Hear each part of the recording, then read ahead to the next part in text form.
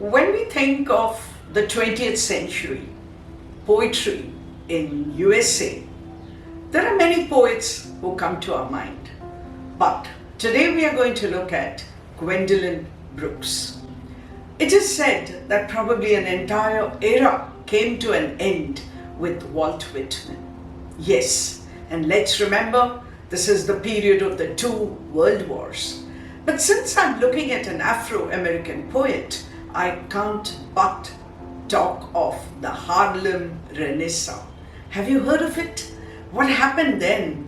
There was suddenly a spurt in the interest in culture, in arts of the Afro-Americans. We referred to them then as Negroes, as blacks, but today it is politically correct to call them Afro-Americans. So the literature that we are looking at is by a woman writer of the Afro-American group. Let's see what she says in The Mother. Gwendolyn Brooks, 1917 to 2000, was the poet laureate of Illinois.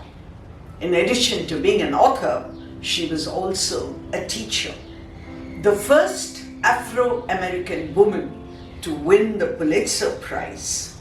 Her poems are about personal celebrations, but it is also about the struggle of ordinary people. I just mentioned to you the Harlem Renaissance. So it was the flowering of culture, of jazz music, and a lot more.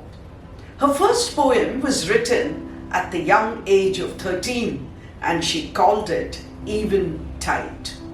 For a great period of her life, she lived in Chicago. Her books, well-known ones, are Annie Allen, A Street in Bronzeville, a novella called Maud Martha, and a long poem called In the Mecca. She also wrote poetry columns and traditional ballads, sonnets, blue rhythms, and a lot of free verse. The Mother by Gwendolyn Brooks. Some of you may recall we have done a poem, My Mother at 66 by Kamala Das, and you would have read other poems. But I am going to introduce a word to you in this talking about the mother. Pro-life. I'm sure many of you are aware of what it means to us today. But the word, strangely, was first introduced in 1970. Pro-life. This is about those who are against the idea of abortion.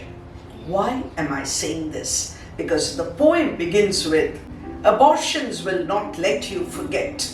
You remember the children you got that you did not get. The damp small pulps with a little or with no hair. The singers and workers that never handled the air. To me, it's a really touching poem. Because here is a mother who is thinking of the abortions that she caused to happen. I'm saying she caused to happen because finally it's her body.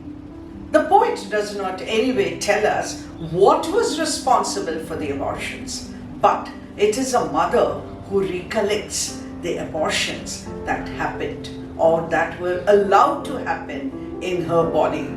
You will never neglect or beat them or silence or buy a sweet. Okay? So if you had these children, you would be doing both. Probably as a mother, you'd be scolding them, but then as a mother, you would also be pampering them with sweets. You will never leave them, controlling your luscious shine. Return for a snack of them with gobbling mother eye. I think it's such a touching description. It's almost as if the mother's feeding on the kid, but what does it mean? Her eyes are thirsting for a look of the kids, probably because she's gone out to work. But remember, this is not going to happen. But abortions will never let you forget.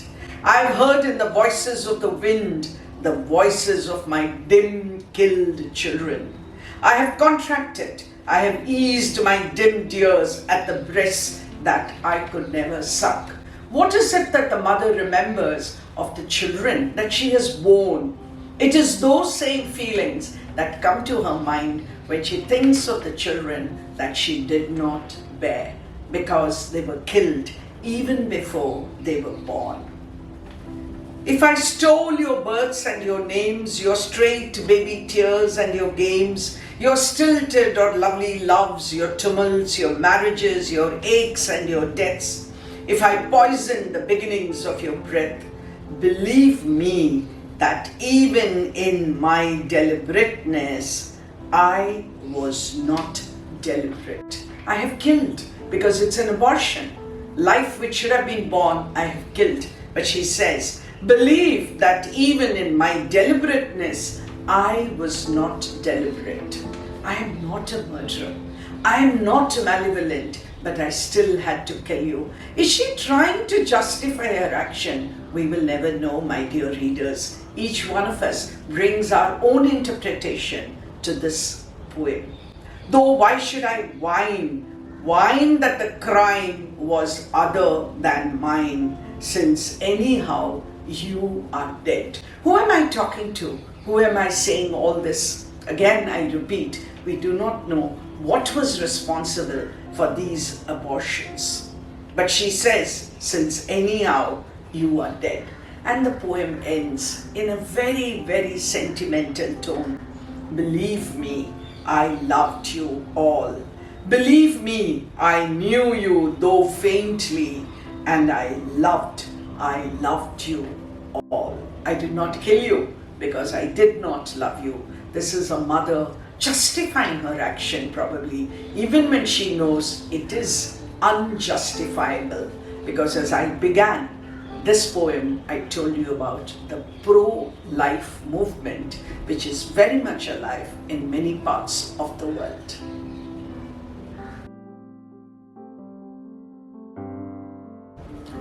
The poem, as I read out to you, you may have realized that it's not a very rhythmical poem. Maybe it's not a musical poem because there's so much of pain in the poem. But remember, the imagery that the poet creates for us is unimaginable, is creative. You will never wind up the sucking thumb, right? Or scuttle of ghosts that come. The image of the little kid sucking its thumb comes to you. These stanzas are of varying lengths, and the last stanza is a really, really short stanza. Believe me, I loved you all. There are a number of figures of speech that she uses. One is the anaphora, which I have talked to you about earlier, where each line, each succeeding line begins with the same word. For example, if you look at the second stanza, you have I. It goes on like that. Or it could be even the. You have the apostrophe when there is a direct address. There are many poems which begin with an apostrophe, but here she does not begin the poem with that, but later on when she says, I have loved you, believe me, it's almost as if she's addressing the kids who are dead. A figure of speech which seems to be quite popular with a number of poets that we have looked at is enjambment. This becomes important when we read a poem. And I want to repeat that reading a poem is probably one of the pleasures of appreciating poetry. And remember, we do not pause at the end of each line, but we stop when there is a punctuation mark. And I'm talking of enjambment where there is a punctuation mark, usually the full stop in the middle of a line. So if you go to the poem and you look at the second stanza and the second line, I have contracted, and there is a full stop. But the line continues with I have eased. So this is very important when you read a poem. And I repeat to myself when I say the best way to appreciate a poem is to read it aloud.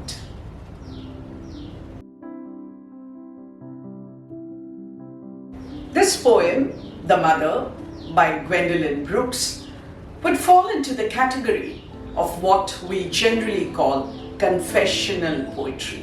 What does that mean? It means that the poet is probably baring her soul, telling you, sharing with the reader what lies in the innermost recesses of her mind.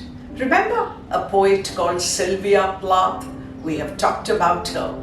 Well, she too wrote confessional poetry. How about going and looking for some confessional poetry in your favorite library, or maybe Google or Wikipedia or wherever you get your poems from?